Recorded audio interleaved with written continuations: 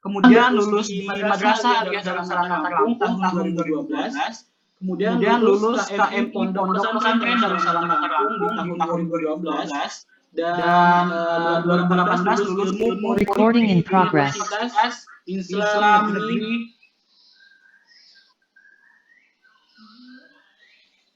Islam Negeri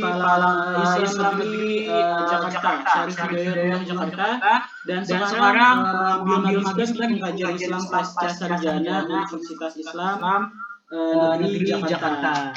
Kemudian ada pengalaman organisasi di sini banyak banget pengalaman organisasi dari Bang Rian. Salah satunya adalah Sekretaris Jenderal Perkumpulan Gerakan Kebangsaan dari tahun 2018 sampai sekarang. Dan beliau juga sempat menjabat menjadi presiden mahasiswa Bang di UIN Jakarta. Iya. Masya Allah. Mantap.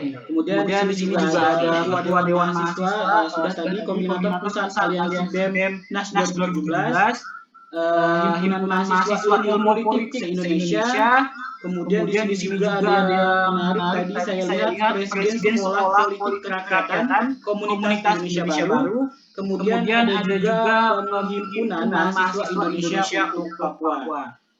Mungkin itu saja beberapa riwayat atau pengalaman organisasi. Di sini banyak banget pengalaman organisasi dari Bang Rian sendiri. Mungkin singkat saja untuk singkat waktu, kita akan masuk pada sharing session bersama Bang Rian Hidayat dengan tema Pemuda Kreatif dan Inovatif Membangun Negeri. Jadi nanti akan ada beberapa pembahasan nih. Jadi gimana menurut Abang terkait apa itu pemuda, pengertian pemuda seperti apa, dan di era pandemi sekarang nih, bagaimana sih kreativitas dan inovatif bagi para pemuda agar bisa di-sharingkan kepada semua. Kemudian bagaimana peran pemuda dalam membangun negeri. Jadi langsung saja kita dengarkan selama beberapa menit ke depan bersama pemateri kita yang sungguh luar biasa kepada Bang Rian Hidayat, dipersilakan. Oke, terima kasih Nufus. Baik Bang. Oke, langsung saja. Assalamualaikum warahmatullahi wabarakatuh. Teman-teman sekalian, Taufik, Ketua Himakobar, kemudian juga tadi Ketua Pelaksana juga sudah menyampaikan sambutannya.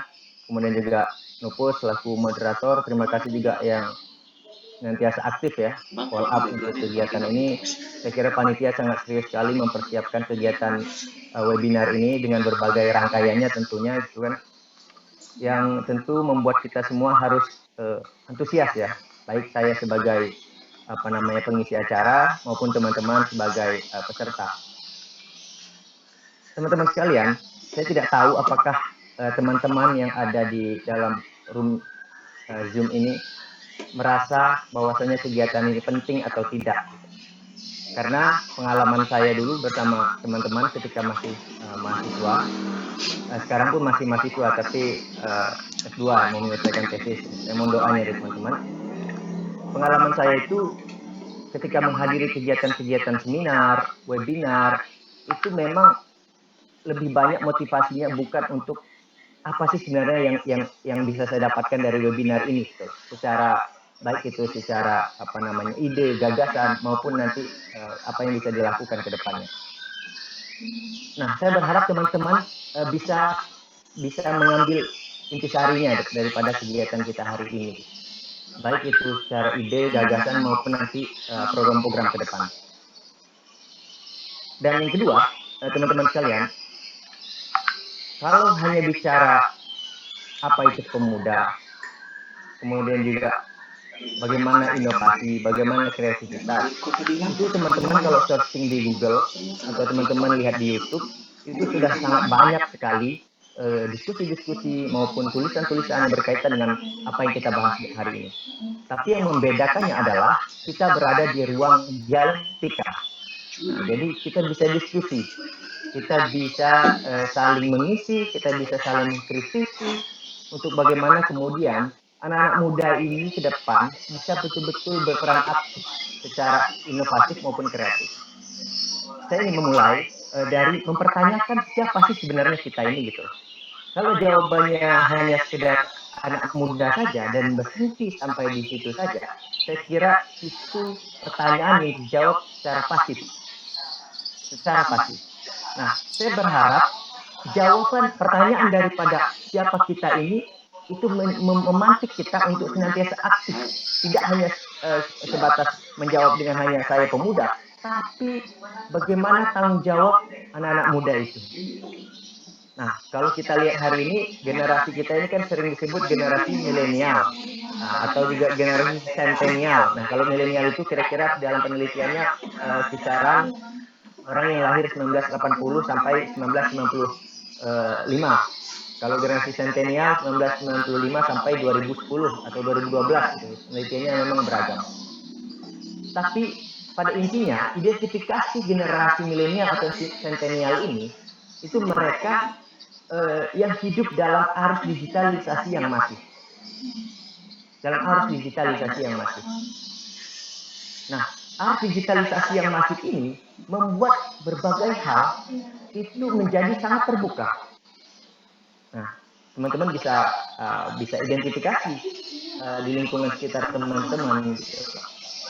Bagaimana kemudian tanpa diminta teman kita memberitahu ke banyak orang bahwasanya dia sedang berada di satu tempat. Misalkan kalau di Instagram, teman-teman Instagram sedang berada di daerah sini, atau teman-teman sedang makan sesuatu, atau teman-teman sedang ketemu atau ngobrol dengan seseorang.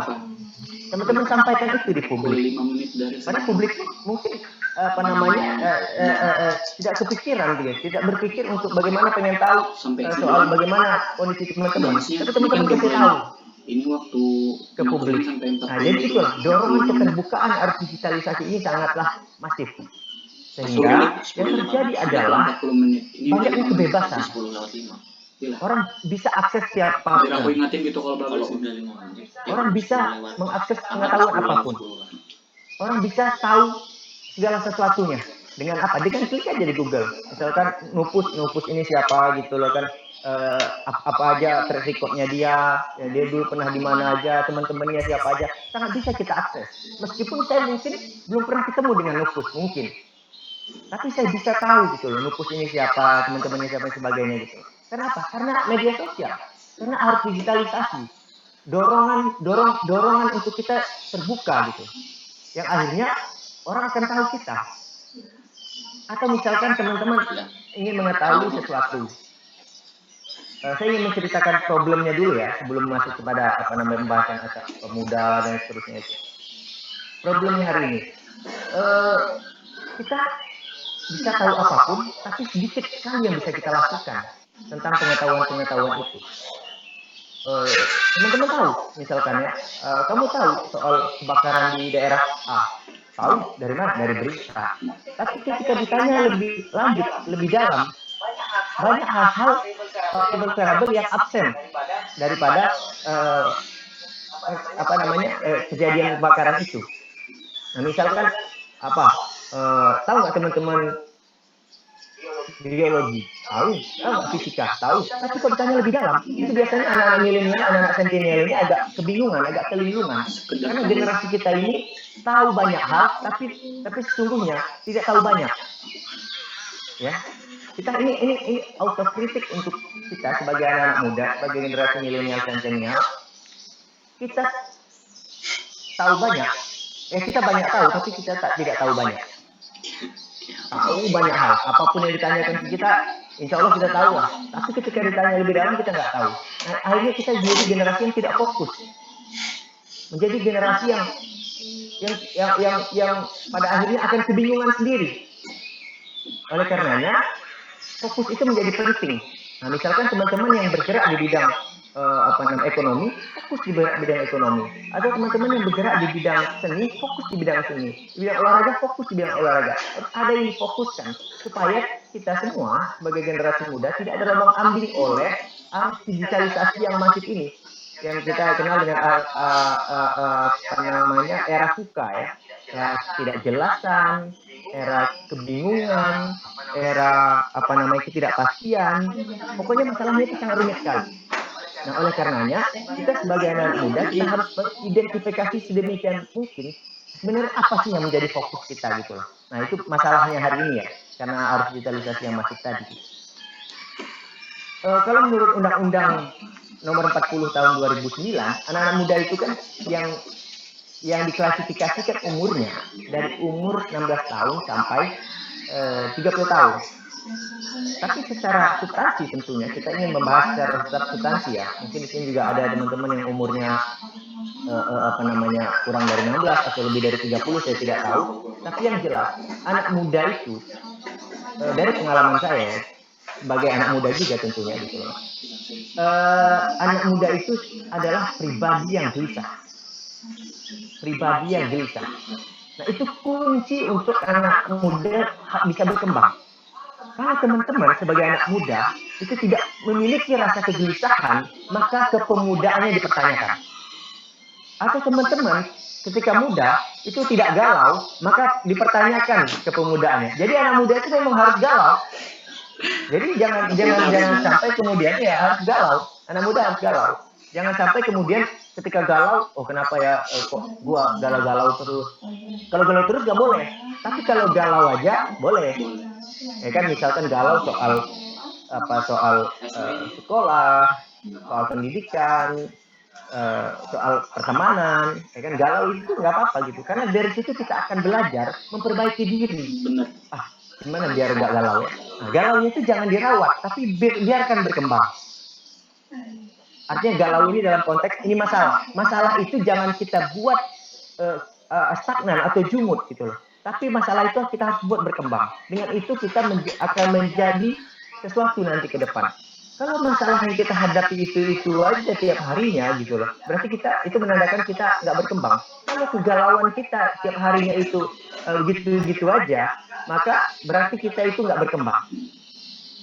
Nah, saya sering sampaikan dalam hubungan misalkan teman-teman yang ada yang pacaran misalkan gitu ya. Coba bayangkan teman-teman ya, kalau perempuan-perempuan di Indonesia ini, ya kan, cewek-cewek di Indonesia ini, galaunya galau kebangsaan.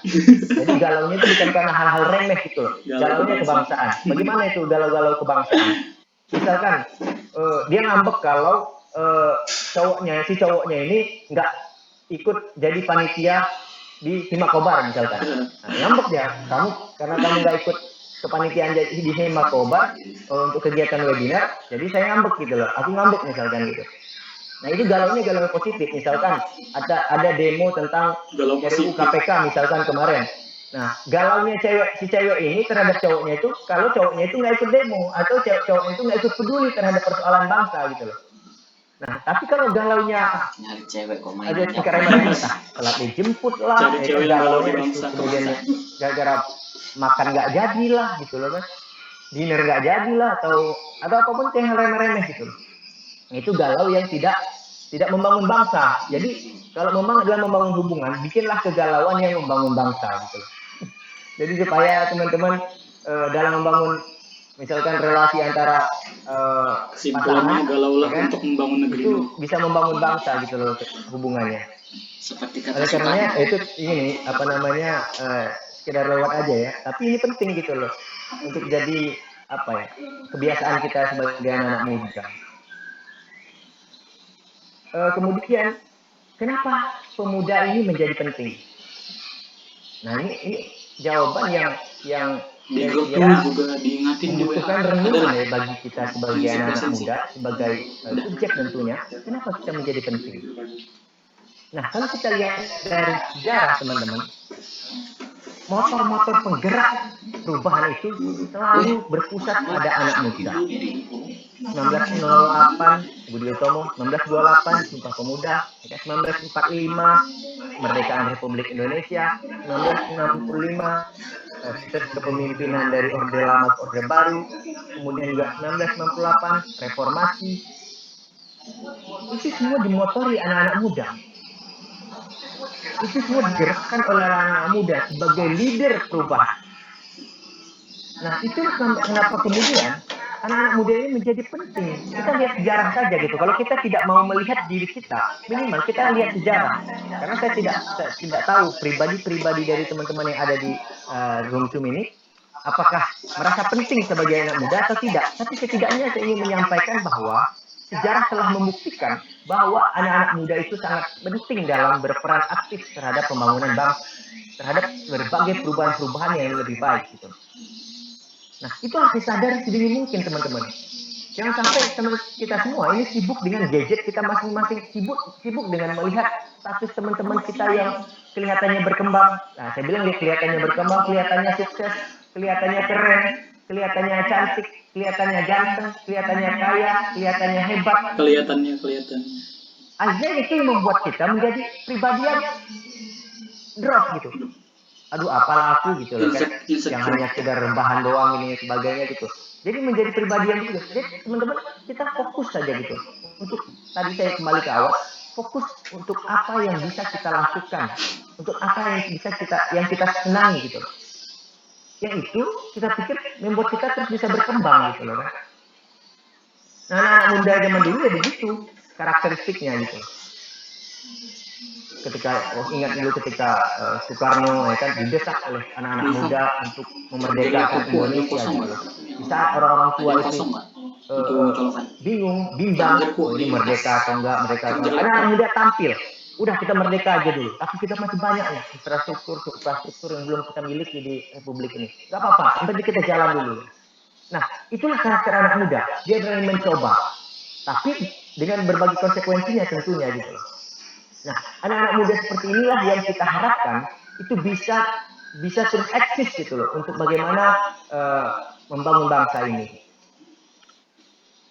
Nah, teman-teman, saya ada penelitian dari Profesor Dwi Korita Karnawati. Kan mungkin teman-teman juga beberapa mungkin ada yang pernah membaca di sini, pernah mendengar penelitian ini. Prof. Dwi Korita Karnawati ini sekarang kepala BMKG. Dulu rektor UGM. Nah, tahun 2017 beliau melaksanakan penelitian soal teknologi. Di dalam penelitian itu dia temukan bahwasannya 5 tahun yang akan datang, ya kan 2017 ini ya, 2007. 5 tahun yang akan datang, 35% pekerjaan manusia itu digantikan peran-perannya oleh yang namanya teknologi. Itu tahun 2017 dia ngomong 5 tahun yang akan datang. Sekarang berarti sudah 2021, kurang lebih sudah jalan 4 tahun ya. Nah, teman-teman, dalam penelitian dia sampaikan bahwa 10 tahun yang akan datang, 75% pekerjaan manusia itu digantikan oleh teknologi.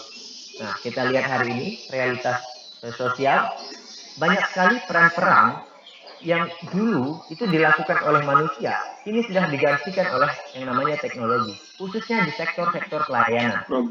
Misalkan sekarang dari Polri itu sudah sangat masif sekali menggalakkan e-tilang. Nah, e-tilang itu pengganti polisi lalu lintas yang ada di jalanan gitu. Jadi sifatnya nanti digantikan oleh kamera saja gitu loh. Jadi satu polisi misalkan itu kontrol 10 kamera gitu. Atau kontrol berapa kamera. Akhirnya ada aspek efektivitas. Nah, atau kalau kita mau lihat guru. Nah, teman-teman yang hari ini mungkin ada yang berlatar belakang pendidikan, teman-teman jangan bercita-cita jadi guru konvensional lagi gitu, datang ngajar ke kelas terus ngasih PR pulang gitu-gitu. Ya, teman-teman jangan menghayal 2 tahun, 5 tahun yang akan datang keadaan akan begini-gini saja, tidak. Teman-teman tahu ruang guru kan? Nah, ruang guru itu satu orang menghandle 1000 murid. Satu orang menghandle 1000 murid. Di mana sekolahan yang hari ini satu orang menghandle 1000 murid. Ada nggak satu guru menghandle 1000 murid? Mungkin akan kewalahan dia ngadepin 1000 orang, ya kan gimana ngajar 1000 orang. Tapi dengan teknologi itu bisa aspek efektivitasnya bisa dimunculkan gitu. Yang akhirnya nanti guru-guru pun menjadi sangat terbatas dan perannya karena digantikan oleh yang namanya teknologi tadi gitu. Nah, kemudian kasir juga nanti ke depan bisa sudah tidak ada lagi. Jadi jangan kita jadi kasir lagi gitu loh teman-teman. Atau ya polantas tadi teman-teman nggak bisa cita-cita jadi polantas lagi karena udah nggak bisa di jalanan ya kan, nanti dipakai di kantor semua. Banyak teman-teman pekerjaan-pekerjaan yang nantinya digantikan oleh teknologi, dan kita harus siap-siap di mana kita mau berperan gitu. Karena ada penelitian Clayton Christensen gitu kan soal dilema inovator. Jadi ternyata teman-teman berinovasi saja itu tidak cukup. berinovasi saja tidak cukup. Bahkan banyak hari ini inovator-inovator yang luar biasa itu mereka merasa kebingungan. Mereka merasa tidak tahu harus apa ini ke depan. Teman-teman tahu Nokia ya, Nokia, Siemens, kemudian juga Apple. Saya kira teman-teman tahu merek-merek itu. Mereka itu adalah inovator yang dilema, yang kebingungan di awal-awalnya. Kalau Nokia, Siemens sudah hancur, sudah selesai. Tapi kalau Apple itu berusaha menahan untuk tetap berperan pada PC gitu, komputer itu sampai tahun 2000-an gitu. Akhirnya mereka tidak kuat juga. Akhirnya mereka lari juga ikut Android gitu. Karena Android itu yang sangat inovatif gitu loh. Sehingga Apple waktu itu ketinggalan, tapi sekarang Apple sudah mulai muncul lagi gitu. Nah, ternyata berinovasi saja tidak cukup, teman-teman. Kita harus mempertimbangkan yang namanya aspek-aspek lain. Nah, kalau dalam penelitian Clayton Christensen, dia sampaikan bahwa ada dua aspek tantangan yang membuat kita itu tidak cukup untuk sekedar berinovasi. Nah, yang pertama, too much love will kill you. Jadi terlalu mencintai sesuatu itu akan membunuh kamu gitu. Nah, jadi teman-teman yang mencintai sesuatu jangan terlalu gitu, karena itu akan membunuh kita sendiri gitu. Ya, contohnya kayak Apple gitu, kayak Siemens, kayak Nokia, mereka terlalu mencintai produknya gitu. Mereka terlalu menyayangi produknya, sehingga mereka menutup diri untuk berkembang, menutup diri terhadap Android, menutup diri terhadap perkembangan smartphone gitu. Akhirnya mereka ketinggalan waktu itu marketnya. Jadi ketika teman-teman punya produk, jangan merasa bangga terus teman-teman nggak mau berubah dengan apa yang teman-teman punya itu gitu loh. Karena mungkin wah ini lagi laku banget di pasaran, yang pengusaha misalkan, yang usaha usaha sesuatu misalkan, itu udah laku banget. Jangan terlena dengan itu. Meskipun kita merasa sudah berinovasi, tapi teman-teman harus terus bereksplorasi gitu, mencari sumber-sumber inspirasi terus menerus gitu. Dari manapun, bahkan dari lawan kita, bahkan dari musuh kita harus pelajari gitu loh. Untuk bagaimana kemudian kita tidak terbunuh karena inovasi. Nah, kemudian kalau kata Clayton Christensen, serangan itu selalu datang dari arah yang tidak terduga. Dulu kita tahu Gojek, ya kan, sendiri.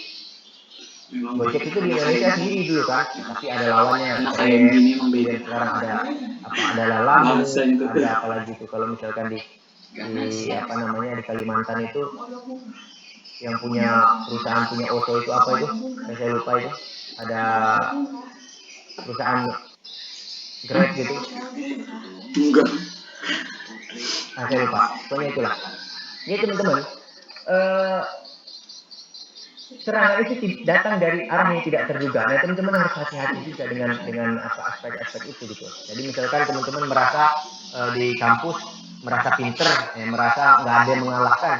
Jangan fokus ke situ, tapi fokus kepada apa yang terus bisa kita kembangkan.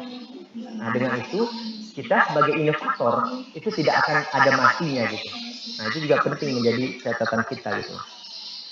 Dan yang paling penting juga adalah kreativitas dan inovasi itu harus dijalankan secara konsisten supaya bisa berkembang. Konsisten. Nah, ini jadi catatan ya. Karena orang seringkali menganggap kreativitas dan inovasi itu seperti siluman, kadang datang, kadang pergi. Padahal kreativitas dan inovasi itu adalah suatu hal yang harus terus secara konsisten kita lakukan, kita latih, kita asah terus-menerus. Jangan sampai teman-teman, udah gampang kalau nyari kreativitas tinggal memejamkan mata, kemudian juga duduk aja gitu, cuma sekedar jangan. Tapi teman-teman harus terus bergerak secara konsisten. Apa yang sedang teman-teman pikirkan sekarang, jangan lama-lama dipikirkan, tapi bagaimana berusaha untuk melakukan gitu. Apa ide-ide apapun gitu. Mungkin bagi orang ide-ide yang kita punya itu remeh. Mungkin bagi orang ide-ide yang kita punya itu tidak mungkin, impossible gitu. Tapi kita harus lakukan, teman-teman. Jangan fokus pada apa kata orang ketika apa yang sudah menjadi pikiran kita itu dan sudah kita pelajari dengan baik, Jangan sampai gitu terhambat oleh karena kata orang gitu. Nah, kata orang ini kadang-kadang bisa menjadi negatif, bisa jadi positif. Bisa jadi negatif kalau membuat kita menjadi pribadi yang tidak menentu. Kadang kata orang A kita ikut, kata orang B kita ikut, kata orang C kita ikut. Kita tidak mengikuti kata orang, tapi kita ambil apa yang kata orang tadi sebagai masukan terhadap ide-ide kita gitu. Nah, itulah yang membuat kita menjadi pribadi yang nanti ke depan akan matang karena kita mengambil resource dari mana-mana. Bukan hanya dari orang. Makanya saya bilang kalau misalkan kebiasaan saya gitu secara pribadi gitu. Ini mungkin cocok buat teman-teman, mungkin juga tidak cocok gitu. Kalau saya sendiri ada 4 hal yang terus saya kembangkan ya teman-teman ya dalam menjalani kehidupan, baik itu sebagai anak muda, mungkin nanti juga ketika saya juga sampai tua gitu. Ada 4 hal yang terus akan saya kembangkan. Yang pertama, saya terus mengembangkan ideologi. Kita sebagai manusia itu wajib yang namanya punya ideologi. Ideologi itu apa sih? Nah, saya mau coba sederhanakan sebagai sebuah pandangan hidup, sebagai sebuah prinsip. Baik itu prinsip secara pribadi maupun prinsip secara sosial. Kita harus punya itu, teman-teman. Nah, kalau dalam segi kebangsaan, kita punya ideologi yang namanya Pancasila. Kan Pancasila ini sebagai sebuah nilai-nilai itu harus kita terus jaga di dalam diri kita, di dalam hati kita, untuk kemudian itu tercermin dalam sikap kita sehari-hari gitu. Dan ini harus terus berkembang, dan ini harus terus dikaji. Jangan sampai Pancasila ini sebagai barang mati. Pancasila ini hanya hidup dalam diskusi-diskusi, tapi tidak hidup dalam pelaksanaan sehari-hari. Jangan sampai Pancasila ini menjadi menjadi berhala pikiran gitu, tapi tidak menjadi aspek yang membumi. Nah, makanya saya sering sampaikan, saya juga sering mengisi kajian-kajian di Pancasila. Pancasila ini tidak boleh dijadikan barang mati, dia harus hidup di tengah-tengah masyarakat. Pancasila tidak boleh digunakan sebagai alat politik, tapi harus dijadikan alat untuk bagaimana kita hidup secara damai, secara tentram, dan semua selamat. Nah, itulah gunanya ideologi Pancasila. Gitu. Atau misalkan teman-teman punya prinsip hidup, ya kan, secara pribadi ya katakanlah. Ini kita masih dalam konteks pembahasan yang kita kembangkan ideologi ya. Teman-teman punya kesetiakawanan yang tinggi. Teman-teman punya rasa peduli yang tinggi. Teman-teman punya rasa empati yang tinggi gitu. Nah, ini juga bagian dari prinsip ideologi tadi gitu loh. Yang terus harus kita kembangkan, harus terus kita latih gitu. Jangan pernah merasa puas dengan apa yang kita punya hari ini. Kita punya kawan 10 orang, teman-teman kawan kita itu 10 itu baik semua, ibaratnya itu mari kita setia kawan. Jangan sampai teman-teman merasa puas dengan 10 orang tadi. Teman-teman harus perbanyak lagi kawanan-kawanan yang lain, sehingga teman-teman punya ideologi atau punya basis pemikiran yang sama dengan banyak orang. Kenapa? Karena diskusi. Itu harus terus dikembangkan. Nah, kemudian yang selanjutnya yang harus terus dikembangkan adalah wawasan ilmu pengetahuan. Jadi ideologi tanpa ditopang oleh wawasan ilmu pengetahuan, maka ideologi tadi akan brutal. Maka ideologi tadi akan justru menghabisi orang lain. Jadi teman-teman punya prinsip, tapi prinsip itu justru memukul kawan. Jadi prinsip itu justru menghantam kawan. Prinsip itu justru melukai orang. Nah, jangan sampai prinsip kita itu membuat orang menjadi tidak nyaman untuk berteman dengan kita, tidak nyaman di dekat-dekat kita. Nah, itulah gunanya apa? Gunanya ilmu pengetahuan dan wawasan. Nah, ilmu pengetahuan dan wawasan ini harus terus dikembangkan, tidak boleh jumut, tidak boleh berhenti pada satu aspek saja. Dan resource-nya, ya kan, sumber-sumber pengetahuan itu banyak sekali. Tidak hanya sekedar letterlock gitu, tidak hanya sekedar buku, tapi juga keadaan sosial, tapi juga keadaan alam. Itu juga buku yang harus kita baca. Kalau dalam Islam, karena saya dari UIN Syarif Hidayatullah Jakarta, ya kan, ayat itu ada 2 yang harus dibaca oleh manusia. Yang pertama ayat Al-Quran, yang kedua ayat kauniyah. Ya kan, ayat Al-Quran itu teks, ayat kauniyah itu apa yang ada di sekitar kita, baik itu manusia, baik itu benda, baik itu binatang, baik itu tumbuh-tumbuhan, baik itu gunung, sungai dan seterusnya. Itu semua adalah ayat-ayat atau dalil-dalil yang juga harus kita baca. Nah, dengan itu kita menjadi terbuka, teman-teman. Jadi teman-teman, kalau teman-teman rekreasi, ya kan, kalau kita itu ke pantai, kalau kita itu ke gunung, fokusnya itu adalah bagaimana mempelajari keindahan, bagaimana mempelajari ciptaan, bagaimana mempelajari sesuatu yang itu kita sangat jauh untuk bisa kita buat gitu.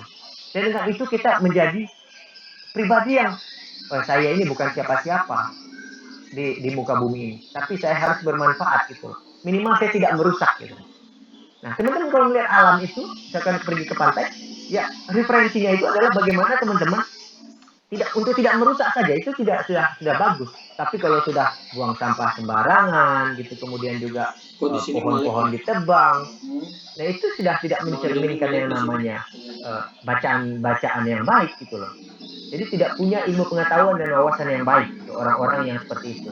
Nah, saya mau persingkat karena panjang kalau ingin debat bisa lanjut itu. Nah, aspek yang ketiga yang harus terus kita kembangkan adalah relasi atau jaringan. Topik ini kayak patung, sumpah. Relasi atau jaringan ini maksud saya, gerak gitu. ketika teman-teman hadir pada suatu, ini contohnya, Kayak profil doang loh. teman-teman hadir pada suatu forum, teman-teman rugi kalau tidak mendapatkan teman baru, tidak mendapatkan suatu pencerahan yang baru, tidak mendapatkan suatu poin yang baru. Itu teman-teman rugi. Nah, makanya saya terus menjaga, kalau saya pribadi, relasi-relasi yang ada dimanapun. Baik itu kemarin saya sempat juga ke Palangkaraya, main sama teman-teman, ya kan, diskusi dan sebagainya. Sampai sekarang relasi itu terus kita rawat. Buktinya saya sama sama Nupus bisa diskusi, sama Taufik juga sering diskusi kita gitu loh kan. Baik itu di chat WA maupun di media sosial. Itu adalah aspek bagaimana kita menjaga relasi. Kita kan nggak tahu nanti, entah itu nanti 5 tahun atau 10 tahun yang akan datang, Nupus, atau nanti ini ada siapa lagi, ada Muhammad Taufik, ini ada Luciana, ya kan, ada Mei Indah misalkan. Itu mereka-mereka ini akan jadi orang besar nanti ke depan. Kita nggak tahu, entah jadi bupati, entah jadi wali kota, entah jadi anggota dewan, entah jadi pengusaha besar, entah jadi ustadz, entah jadi kiai, kita nggak ada yang tahu gitu loh. Tapi yang jelas, tugas kita hari ini adalah menjaga atau mencari dan menjaga relasi-relasi kita gitu. Untuk kemudian nanti kita bisa bergerak bareng nanti di masa depan. Dengan berbagai kelebihan kita masing-masing tentunya nanti. Yang kelebihannya di bidang pengusaha dia fokus, dia punya kelebihan itu, di bidang politik juga dia punya kelebihan itu, di bidang ekonomi juga dia punya terus. Fokus, konsisten. Oleh karenanya relasi atau jaringan harus kita jaga teman-teman dan harus kita rawat. Kemudian yang selanjutnya adalah bagaimana kita mengembangkan skill keterampilan. Tagline apa itu? Nah, jangan sampai kemudian teman-teman kita punya ideologi, ya kan, bagus. Secara prinsip hidup kita punya, secara ilmu pengetahuan wawasan kita berkembang, kemudian secara relasi jaringan kita banyak, tapi kita tidak punya skill, tapi kita tidak punya sesuatu yang bisa kita lakukan secara baik gitu loh. Hanya sekedarnya semua, sekedar bisa membaca, sekedar bisa menulis, sekedar bisa berbicara, sekedar bisa berusaha, sekedar bisa berpolitik gitu. Tidak betul-betul bisa, hanya sekedar bisa. Nah, skill keterampilan ini teman-teman, ya kan, itu harus terus teman-teman latih gitu loh.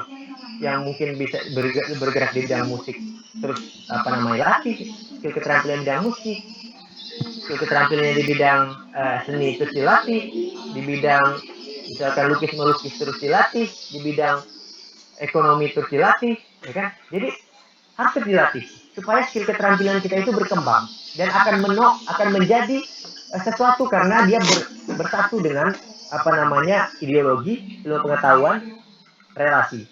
Nah, jadi kalau 4 aspek ini, ya kan, ideologi kita punya, ilmu pengetahuan kita punya, relasi kita punya, kemudian juga skill keterampilan kita punya, maka teman-teman, ya kan, saya siap nanti bersaksi di akhirat kalau teman-teman nggak sukses gitu loh. Dan saya siap mempertanggungjawabnya. Tapi teman-teman harus serius gitu loh kan. Nah, yang paling penting adalah bagaimana kita terus serius gitu dengan untuk mengembangkan 4 hal tadi. Saya kira itu dulu ya, Nupus ya, yang bisa saya sampaikan. Ya kan, untuk lebih lanjut mungkin kita bisa tanya jawab, ya kan. Karena inilah yang membedakan teman-teman, ya kan, nonton YouTube dan diskusi di ruang Zoom gitu loh. Saya pengen teman-teman kita semua saling berdiskusi. Boleh juga kalau teman-teman yang lain punya satu pandangan yang lain itu terkait bagaimana anak-anak muda ini bisa kreatif, bisa inovatif, bagaimana anak-anak muda ini bisa berkontribusi untuk bangsa, boleh banget. Boleh banget. Dan teman-teman tidak harus bertanya, menyampaikan pendapat atau gagasan juga sangat boleh. Karena ruang kita ruang diskusi. Ya, saya bukan dosen, saya bukan guru, saya ada teman diskusinya teman-teman gitu. Mungkin itu Nufus, sekian dulu ya. Oke. Baik Bang, Masya Allah nih keren banget nih materi atau sharing saya. Jadi selanjutnya kita akan masuk pada sesi diskusi atau tanya jawab terkait beberapa hal yang sudah disampaikan oleh Bang Rian tadi nih buat kawan-kawan. Ini menarik banget nih tema yang sudah kita bahas kali ini tentang pemuda, tentang bagaimana sih menjadi pemuda yang kreatif dan inovatif, apalagi di zaman sekarang ini di era pandemi, di mana teknologi semakin canggih, media sosial semakin membludak di mana-mana seperti itu. Dan bisa dibilang kalau pemuda sekarang tanda kutip kecanduan dengan gadget gitu kan. Nah, buat kawan-kawan yang masih penasaran ya terkait materi kita pada hari ini, bisa langsung tanya kepada Bang Rian. Tanya-tanya bisa tuliskan di kolom chat box kita di Zoom atau mungkin langsung open mic-nya sampaikan langsung ke Bang Rian. Interaksi kita di dalam sini. Ini seperti yang disampaikan oleh Bang Rian tadi, inilah yang membedakan antara kita nonton YouTube sama interaksi di webinar karena kita langsung bisa berinteraksi dengan pematerinya begitu. Sedangkan kalau YouTube kita hanya sekedar menonton dan mendengarkan tanpa kita bisa berinteraksi secara langsung dengan narasumber yang kita ingin sampaikan seperti itu. Bagaimana kawan-kawan? Saya berkesempatan untuk dua orang mungkin penanya, laki-laki dan perempuan. Silakan mengajukan pertanyaan kepada Bang Rian tentang materi yang diangkat pada hari ini.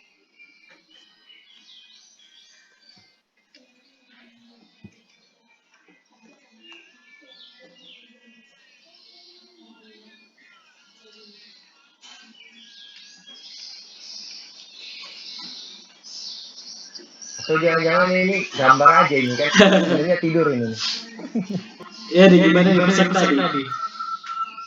Iya, jangan-jangan ini gambar semua lagi kan, yang lainnya tidur ini. Kita ngomong berdua aja nih sama Nufus. Karena tadi ada satu lagi itu kan. Ayo gimana kawan-kawan? Ini pasti mayoritas dari pemuda semuanya rata-rata pastinya dari kalangan mahasiswa masih sih nggak ada yang ditanya nih gitu terkait kita sebagai pemuda, bagaimana cara kita menunjukkan kreativitas kita, terutama di zaman sekarang ini kan pergerakan atau aktivitas kita sangat terbatas kayak gitu. Hampir 90% kita beraktivitas secara virtual seperti itu. Bahkan hubungan pun sampai sekarang banyak virtual, korban ghostingnya enggak? Gimana?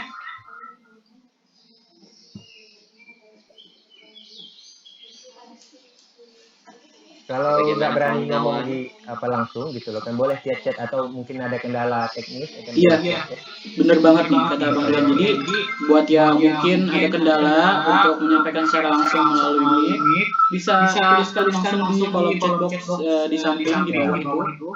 Sampaikan aja pertanyaannya. Karena anak-anak muda ini harus aktif ya. Karena kalau saya dulu ketika masih baru masuk kampus, ketika saya nggak tahu apa-apa tentang materi itu, saya tanyakan sesuatu yang sedang saya pikirkan. Jadi terlepas daripada materi itu gitu. Soal apakah narasumbernya mau menjawab atau tidak, itu urusan lain gitu loh kan. Tapi yang jelas saya harus pick up, ya kan? Saya harus sampaikan apa yang menjadi pikiran saya, apa yang menjadi kegelisahan saya gitu. Baik itu mungkin dia dipandang remeh maupun mungkin dipandang penting gitu loh. Jadi nggak ada soal. Yang penting teman-teman anak muda jangan khawatir, jangan ragu, teman-teman speak up aja gitu loh, soal apapun, karena itu modalnya anak-anak muda untuk bisa berkembang. Bener banget nih kata Bang Rian. Terlepas kita mungkin kurang percaya dalam hal speak up atau public speaking kita kurang baik atau merasa tidak percaya diri menyampaikan secara langsung, ada kesempatan buat kawan-kawan bisa lewat chat box gitu yang mungkin kurang percaya diri. Kalau saya kira mereka bukan nggak percaya diri ya, tapi mungkin saya melihatnya karena pagi gitu kan. Iya juga. Ya kan mungkin banyak juga yang di atas kasur gitu, tapi nggak apa-apa. Bener banget. Suaranya aja ngomong juga nggak apa-apa gitu loh. Jadi teman-teman saya di sini, saya yakin 45 orang ini ya kan, termasuk kita, saya sama Nupus, itu bukan orang-orang yang tidak percaya diri ya kan, tapi mungkin ada beberapa yang punya kendala ya kan, baik itu kalau yang cewek-cewek mungkin belum make upan, jadi malu buka videonya, pasang jilbab. cowok mungkin ya mungkin nggak pakai jilbab ya kan. Weh, Kalau tahu yang dong. mungkin Mau make saya nyala. kalau cowok mungkin nggak pakai baju gitu kan. Dan juga Jadi nggak apa, nggak mesti pakai video juga gitu. Dan juga kebetulan ini hari-hari ya Bang ya, weekend gitu. Ya. Jadi mungkin agak sedikit kaget juga gitu kegiatan benar di hari libur. Gimana kalau sebenarnya hari mager. Hari mager. Bener banget Bang. Ya.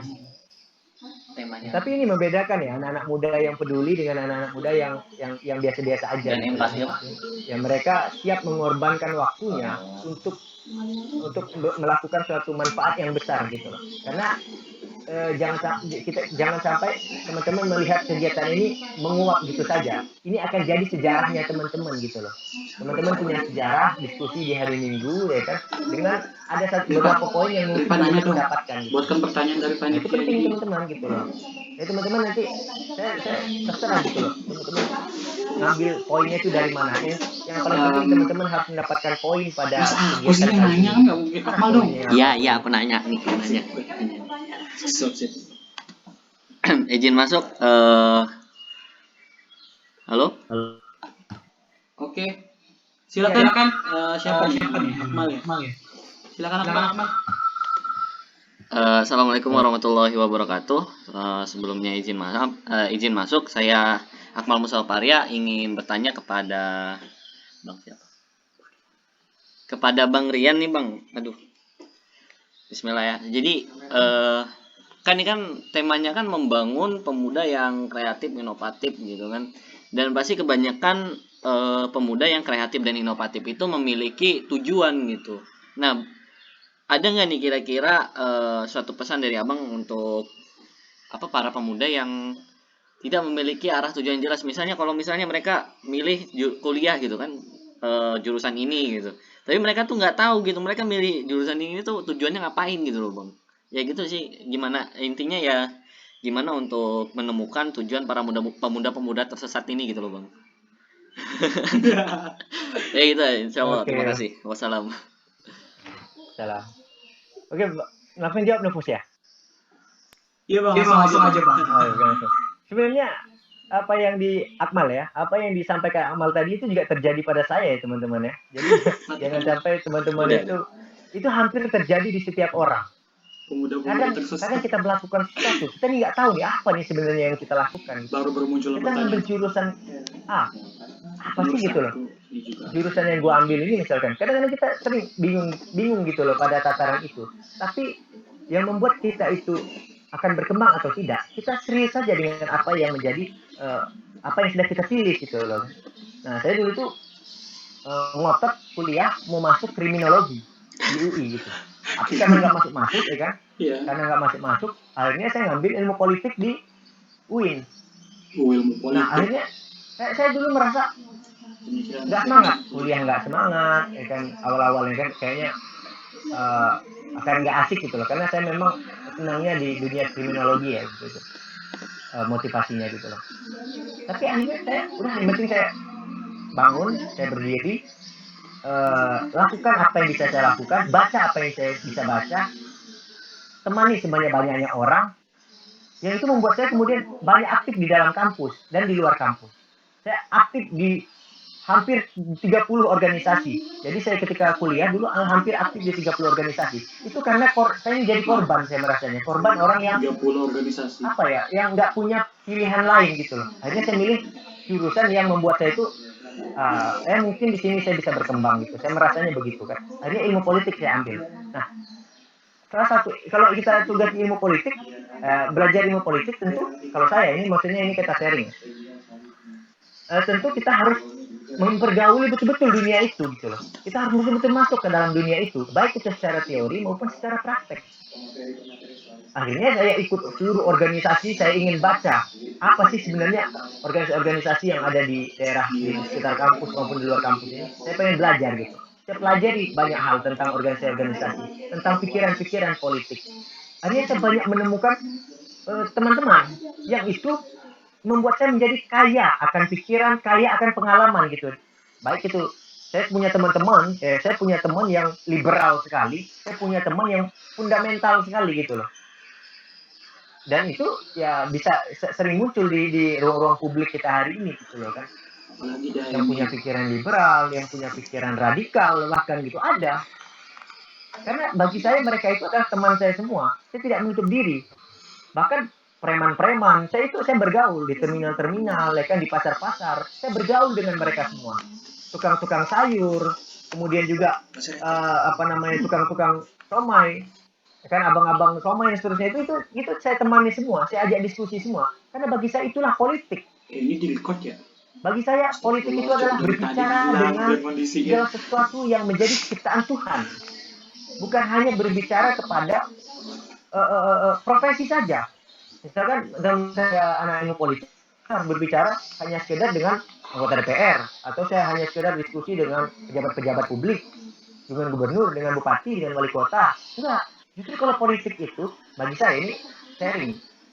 Politik itu harus berbicara dengan makhluk Tuhan. Ya makhluk Tuhan apa aja gitu loh kan. Kita harus bisa berdiskusi dengan berbagai lintas profesi, kita harus bisa berdiskusi dengan alam, bahkan kita berdiskusi dengan benda bahkan gitu loh.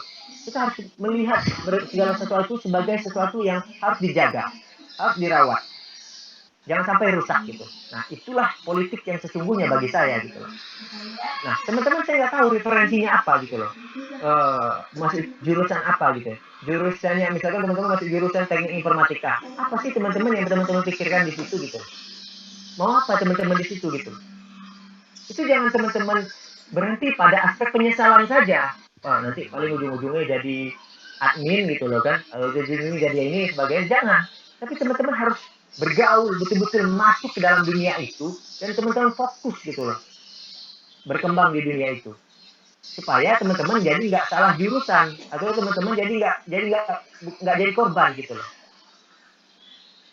Saya kira kegelisahan yang disampaikan oleh Akmal tadi, kegelisahan semua orang pernah merasakan itu gitu loh. Tapi bagaimana kita sebagai individu, sebagai pribadi keluar dari kegelisahan itu gitu loh, atau kesalahan-kesalahan itu, dan kita menjadi orang yang bermanfaat. Nah tentu orientasinya harus punya nilai manfaat untuk orang ya, jangan hanya sekedar untuk pribadi.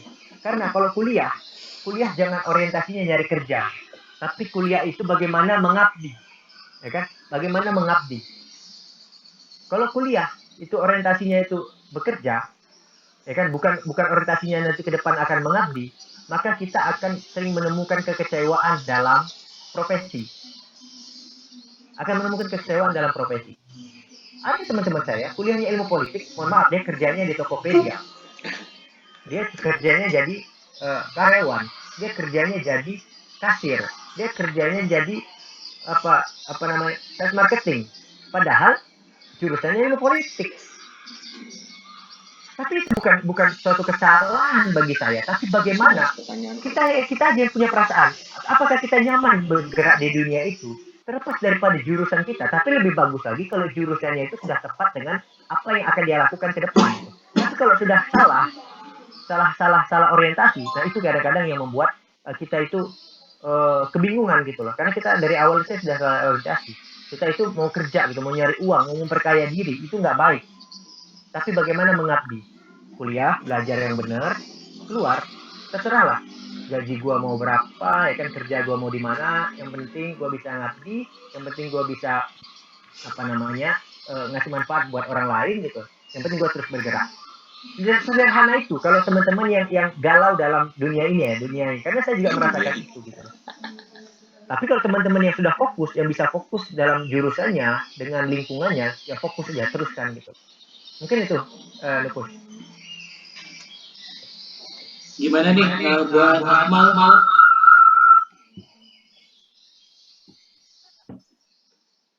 Oke. Mungkin bisa kita lanjutkan ya. Di sini ada pertanyaan lagi nih Bang dari kolom chat. dari Nur Hasanah. Ngomong-ngomong percaya diri nih Kak, gimana cara bisa percaya diri nih Kak? Bisa langsung ya. Langsung Jadi aja Bang. kalau mau percaya diri, kita itu harus tahu diri gitu loh. Pertamanya itu. Kalau mau percaya diri, kita harus tahu diri. Jangan sampai kita percaya diri, tapi kita tidak tahu diri kita ini siapa. Nah, itu aspek paling penting dalam untuk bagaimana kita bisa percaya diri adalah kita tahu diri kita. Lu harus tahu diri gitu loh. Nah, gitu loh. Jadi jangan sampai kemudian kita percaya diri, tapi diri kita ini di mana-mana, ngikut ke sana, ngikut ke sini, kebingungan gitu.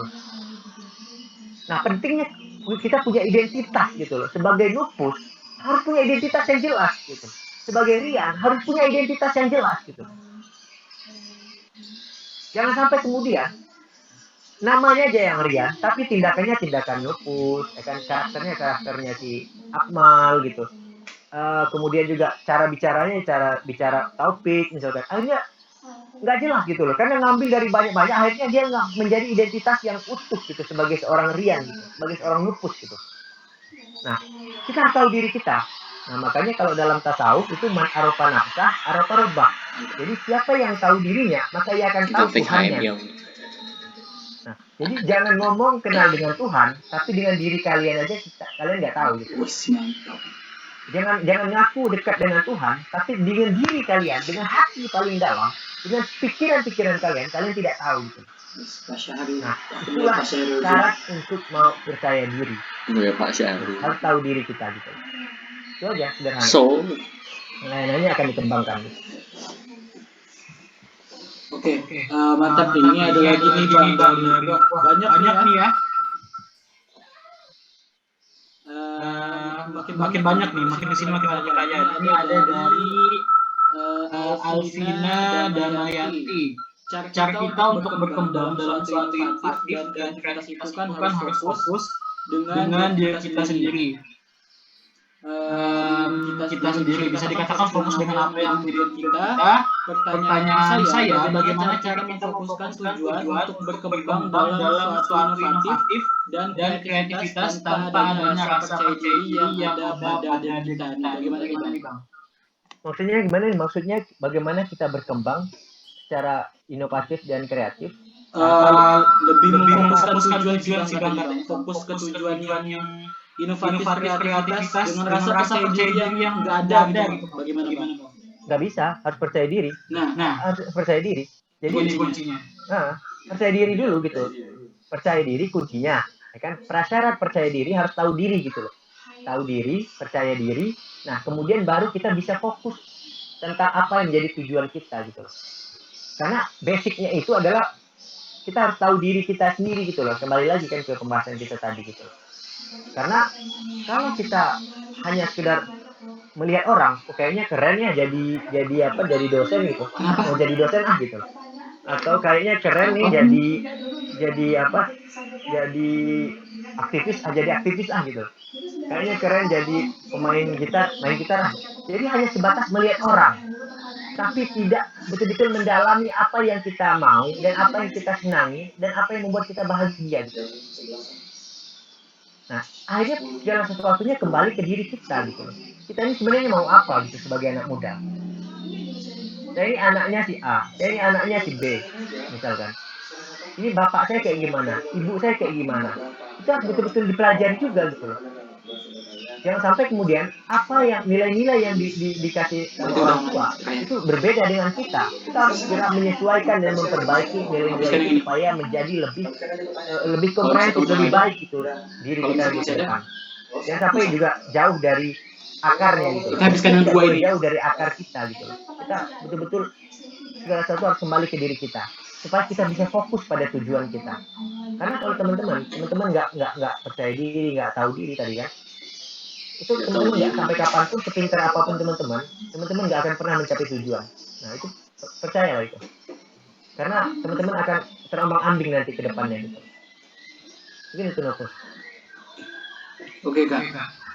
Jadi kuncinya itu kalau kita mau fokus sama tujuan kita, mau ngembangin kreativitas kita, kuncinya kita harus percaya diri dulu dan tahu diri kita gitu, passion kita di mana. Karena untuk mengembangkan hal itu nggak bisa gitu tanpa kita percaya diri gitu. Iya, betul. Terus tujuan itu kalau bukan dari diri kita, dari siapa? Iya. Ya kan? Kalau kita nggak fokus pada tujuan. Oke, mungkin kita lanjut aja Bang karena waktu kita singkat. Ini ada pertanyaan lagi dari Roy Datul kepotong. Bagaimana menurut Anda agar kami sebagai seorang mahasiswa bisa memanfaatkan kekuatan dari tren yang akan datang agar tetap bisa menghasilkan ide inovatif dan kreatif? Prasyaratnya, teman-teman harus punya pikiran yang terbuka. Ya kan? Itu prasyaratnya. Harus punya pikiran yang terbuka. Supaya teman-teman itu tidak menjadi objek dari suatu kemajuan. Tapi teman-teman harus bisa melibatkan diri menjadi subjek, menjadi pemeran. Jadi jangan sampai teman-teman hanya sekedar jadi objek daripada suatu kemajuan. Teman-teman harus menjadi bagian dari kemajuan itu. Misalkan teman-teman sedang mendukung temannya ingin menjadi ketua himpunan mahasiswa misalkan, HMJ, himpunan mahasiswa jurusan. Teman-teman tidak boleh hanya sekedar sampai kepada mendukung saja gitu. Tapi teman-teman juga harus menjadi bagian yang betul-betul punya pikiran, punya kontribusi pikiran di dalamnya gitu. Supaya nanti ketika ada kebijakan-kebijakan yang dilakukan oleh teman kita ini ketika menjabat ketua himpunan misalkan gitu, kita juga bisa ikut andil dengan aktif gitu loh. Kita tidak menjadi objeknya, tapi juga kita menjadi bagian dari subjek gitu. Teman-teman kalau pakai Instagram atau teman-teman pakai Twitter atau teman-teman pakai media sosial yang lain gitu, teman-teman harus bagaimana memanfaatkannya itu tidak menjadi objek buat teman-teman. Teman-teman itu bukan objek, bukan pasar gitu. Teman-teman itu bukan pasarnya mereka, tapi teman-teman juga harus menjadi pasar untuk bagi mereka gitu. Jadi pasar itu apa ya kalau sederhananya bilang, jadi mereka juga teman-teman jadikan objek juga gitu loh, supaya ada asas saling kebermanfaatan gitu loh. Jangan sampai teman-teman hanya sekedar menguntungkan tiap-tiap platform Instagram, platform Twitter, Facebook dan seterusnya itu gitu. Tapi teman-teman juga mengambil untung dari situ secara perkembangan, bahkan juga secara materi. Banyak teman-teman saya juga yang menggunakan media sosial itu mereka nggak ada urusan dengan gaya-gayaan gitu. Mereka urusan mereka, gue dapat untung atau enggak gitu. Kalau nggak dapat untung, gue tinggalin. Kalau gue nggak dapat untung dari Facebook, gue tinggalin Facebooknya gitu. Cuman wasting time aja gitu, ngabisin waktu aja. Itu tinggalin aja gitu. Nah jangan sampai teman-teman itu jadi objek ya. Teman-teman harus menjadi subjek. Nah subjek itu artinya teman-teman berpikir apa sih untungnya pakai media sosial, apa sih untungnya pakai Facebook, Instagram, Twitter itu gitu. Jangan sampai kemudian teman-teman nggak ada untung, tapi justru teman-teman terus lakukan itu, terus pakai itu gitu loh. Nah makanya nanti pada akhirnya teman-teman harus jadi sekedar objek aja gitu loh. Oke, itu aja. Oke, kita lanjut ya Bang. Masih ada 2 pertanyaan lagi nih. Dari Sarsa bertanyakan bagaimana cara menumbuhkan sikap kritis hingga memudahkan kita dalam mengembangkan diri. Karena sering saya lihat teman-teman kritis lebih banyak mendapat pandangan dan ilmu baru. Jadi dia tuh memandang teman-teman kritis tuh lebih banyak ilmu gitu Bang. Gimana nih Bang? Cara menumbuhkan sikap kritis. Sikap kritis itu biasanya ya berangkat dari 2. Biasanya negatif positif sikap kritis itu. Pertama ada kritis yang berangkat dari rasa tidak suka atau rasa iri, dengki gitu loh. Ada yang kritis yang berangkat dari situ. Pokoknya kalau karena saya nggak suka sama dia gitu loh. Jadi segala sesuatu yang dilakukan sama dia itu seolah-olah salah gitu. Itu kritis yang negatif. Tapi ada satu kritis yang positif itu. Kritis yang berangkat dari rasa peduli, rasa sayang, rasa cinta. Nah, biasanya kritis yang berangkat dari rasa peduli ini itu ujungnya adalah positif gitu loh. Jadi kalau kritis itu ada 2 ya. Kritis yang berangkat dari peduli, berangkat dari tadi iri dengki kan, nggak suka gitu. Nah, kita harus asah terus kritis yang berangkat dari rasa kepedulian ini gitu loh. Karena menurut saya semua orang punya punya basic kritis gitu. Tapi apakah kritis kita ini itu terus kita asah atau kita biarkan saja mengalir gitu loh. Nah, sebagai anak-anak muda yang ingin berkembang, yang tadi dibilang orang-orang kritis yang mendapat pandangan ilmu baru, itu mereka adalah yang kritisnya itu berkembang. Kritisnya itu terus diarahkan pada sesuatu yang bisa memberikan manfaat buat banyak orang. Misalkan kritis terhadap pemerintahan, baik itu di pusat maupun daerah gitu loh kan. Kok melakukan kayak misalkan sekarang Kementerian Pertahanan misalkan dia mau membeli alat alutsista ya kan 1.700 triliun lebih gitu loh. Sedangkan hutang kita sudah hampir 8.000 triliun gitu loh kan. Kemudian juga masa pandemi banyak masyarakat yang kesusahan gitu loh. Nah, kalau kita tidak peduli terhadap persoalan yang begitu, maka kita tidak menjadi bagian orang-orang yang yang kritis gitu terhadap sesuatu yang akan menghasilkan bermanfaatan gitu loh. Nah, makanya teman-teman, kritis itu harus terus diasah gitu loh, harus terus dibangun. Jangan sampai kemudian kritis itu hanya menjadi sentimen, tidak menjadi argumen yang baik gitu loh. Hanya menjadi ya karena hati nggak suka aja gitu loh. Tapi ketika ditanya kenapa kayak gitu, ya nggak suka aja. Nah, artinya dia tidak punya argumen, tidak punya pikiran untuk menyampaikan daya kritisnya gitu loh. Nah, itu yang membedakan orang sentimen gitu loh. Sentimen dengan orang-orang yang kritis. Nah, kalau sentimen itu biasanya berangkat dari rasa tidak suka. Tapi kalau kritis betul-betul berangkat dari rasa peduli gitu loh. Mudah-mudahan ya teman-teman yang ada di ruang Zoom ini itu semua kita kritisnya itu berangkat dari rasa peduli ya. Nah itu aja. Jadi berangkat dari rasa peduli aja. Pengen peduli aja gitu loh. Nah itu aja. Kita akan jadi pribadi yang kritis.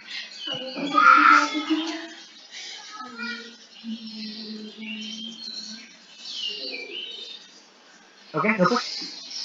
Ada lagi? Oke, kita ke pertanyaan terakhir dulu. Ada terakhir ini mungkin buat teman-teman masih ingin bertanya mungkin bisa ditahan dulu. Nanti bisa dilanjutkan mungkin nanti bisa langsung mungkin ke sosial medianya Bang Ian, di Instagram mungkin bisa DM Bang Ian terkait pertanyaan-pertanyaan yang masih ada di dalam unek-unek gitu belum tersampaikan. Jadi kita langsung ke pertanyaan terakhir aja Bang. Perkenalkan saya Meginda. Terima kasih atas ilmu baru yang banyak Abang sampaikan. Menurut Abang nih, apa yang paling penting atau apa yang paling berpengaruh untuk pemuda dalam menggapai passionnya Bang? Yang paling penting kita tahu diri. Yang paling penting kita tahu diri. Tahu diri ini bukan sesuatu yang pasif ya, tapi sesuatu yang aktif. Kita harus terus menggali siapa diri kita. Makanya kalau ini ya, kalau saya gitu, kita harus sering muhasabah gitu, muhasabah diri. Muhasabah diri itu jangan diremehkan sebagai merenung aja, diam aja gitu, tanpa memikirkan. Tapi kita pikirkan apa sih sebenarnya yang sudah kita lakukan selama ini gitu. Dan hari ini kita sedang berbuat apa, dan besok kita mau apa gitu. Nah, sejarah itu harus menjadi pelajaran. Hari ini harus menjadi semangat kita untuk bagaimana berbuat sebaik mungkin. Besok harapan harus menjadi suatu semangat untuk kita terus bergerak. Nah, teman-teman, ketika kita kembali ke dalam diri kita, maka kekayaan itu akan kita temukan. Jadi teman-teman nggak usah jauh-jauh melihat diri-diri orang lain. Dia ini bisa jadi begini gitu loh. Kok saya enggak gitu. Hanya sebatas itu. Tapi kembali ke diri kita. Apa sih sebenarnya? Apa sih itu? Digali. Dan terus digali. Jangan pernah berhenti menggali apa yang ada di dalam diri kita. Maka disitulah passionnya akan kita dapatkan. Karena tanpa itu, sejauh manapun kita pergi, kemanapun kita melangkah, kalau kita tidak kembali ke dalam diri kita, maka kita tidak akan pernah menemukan passion kita. Kita hanya akan menemukan passionnya orang lain yang itu belum tentu cocok dengan kita. Nah, penting untuk belajar dari orang lain, tapi kita tidak harus menjadi orang itu. Kita harus kembali menjadi diri kita sendiri. Nah, dari kesempatan ini, saya mengajak kepada teman-teman, khususnya saya secara pribadi gitu, untuk kita sama-sama, yang lain-lainnya ini cuma sumber aja gitu, resource aja gitu, cuma inspirasi gitu, motivasi, sebatas itu. bukan segalanya gitu. Termasuk apa yang kita punya hari ini, teman, lingkungan, keluarga, ya kan? Itu bukan segala-galanya. Segala-galanya itu sebenarnya ada dalam diri kita gitu. Bagaimana kita bersikap, bagaimana kita berpikir, bagaimana kita punya prinsip gitu. Dengan itu kita akan menjadi pribadi yang kuat, jadi pribadi yang matang dengan berbagai kondisi. Kita siap menghadapi berbagai tantangan. Dengan apa? Ya dengan diri kita sendiri tadi gitu. Tapi ini bukan untuk mengatakan bahwasanya kita mampu melakukan segala sesuatunya dengan sendiri. Enggak.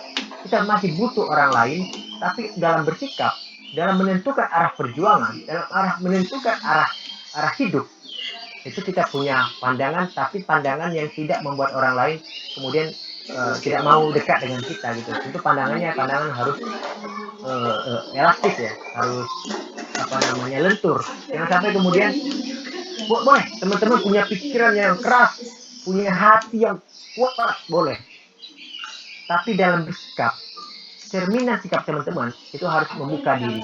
Harus siapapun boleh memberikan masukan, siapapun boleh memberikan suatu input baru, gitu.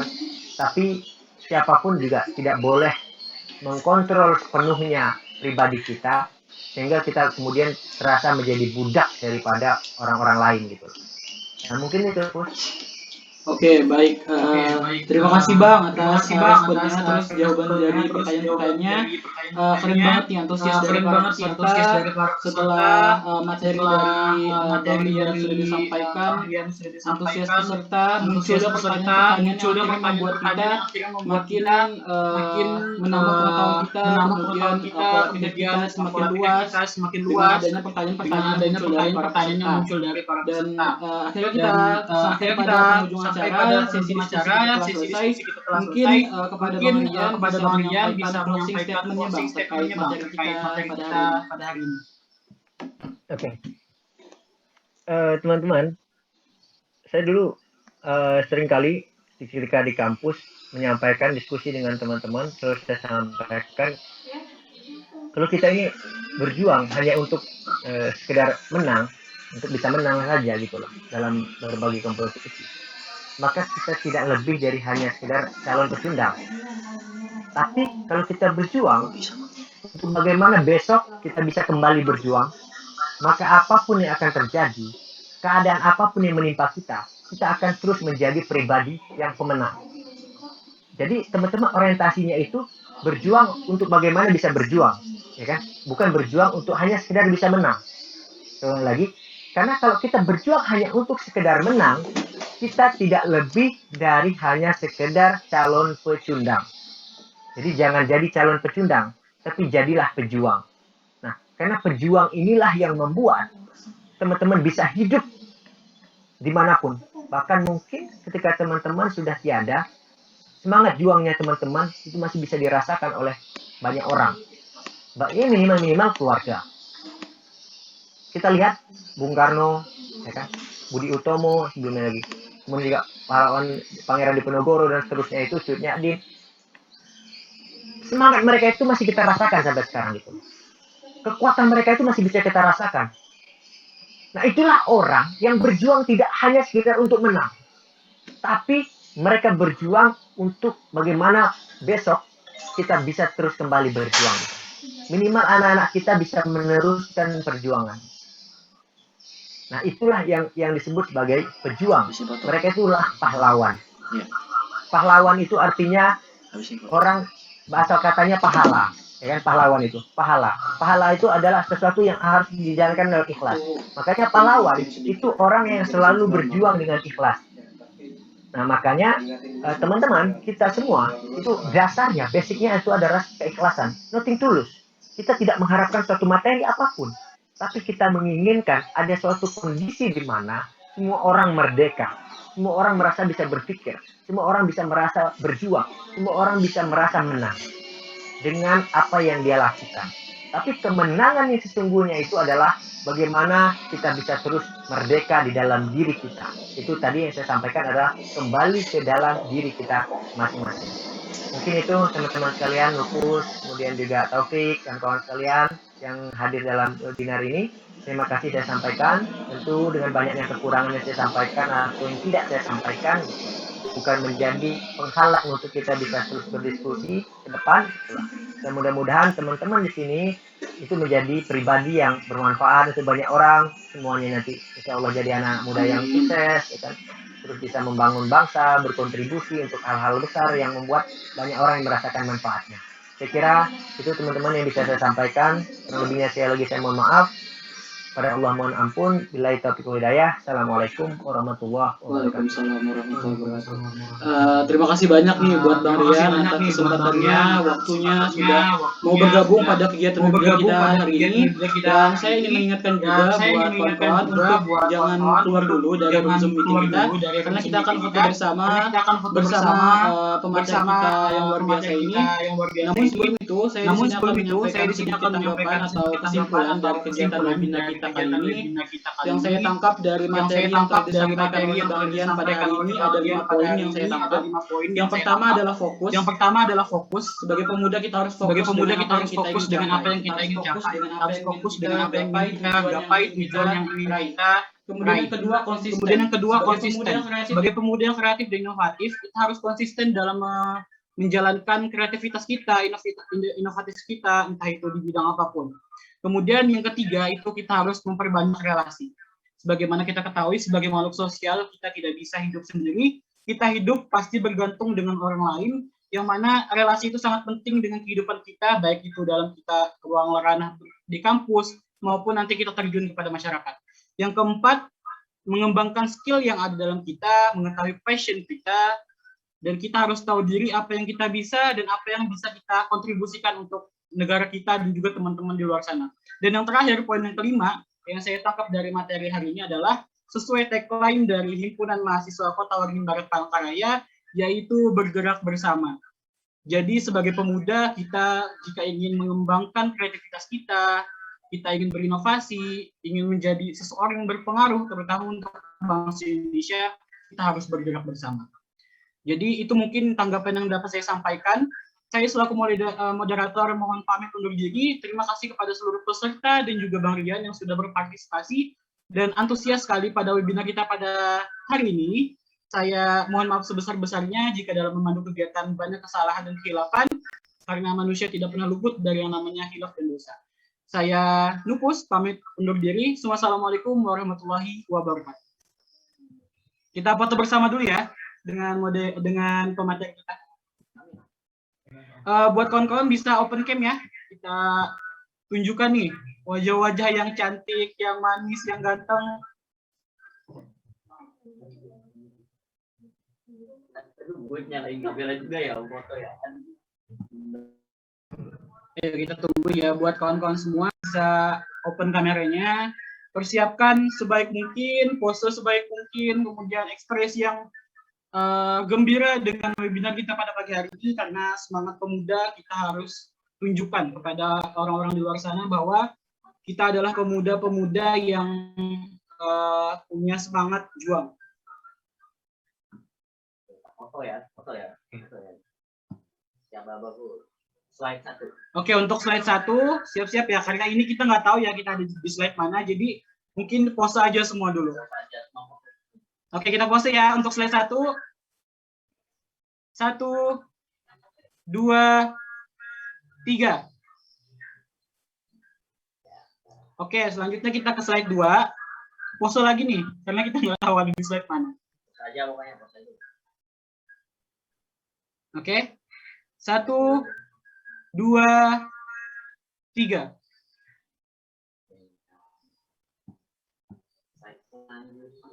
Kita ke slide habis ya. Oke, 2 slide doang. Oke, terima kasih kepada seluruh peserta kegiatan webinar pada hari ini. Terima kasih atas partisipasinya dan jangan lupa pamit ya. Tinggi Bang, terima kasih banyak ya, Bang buat Bang ya, atas kesempatan waktunya. Terima kasih banyak Bang. Ya, adalah semuanya ya. Baik. Ya. Terima kasih Bang. Oke. Dengan berakhirnya kegiatan kita hari ini, kita ucapkan alhamdulillahirabbil alamin. kepada seluruh peserta atas antusiasnya, partisipasinya pada hari ini, dan sekali lagi bisa diisi dulu untuk nantinya para panitia untuk kegiatan kita pada pagi hari ini secara otomatis ke email masing-masing. Terima kasih, salam sehat, stay safe, tetap patuhi protokol kesehatan, dan sampai jumpa.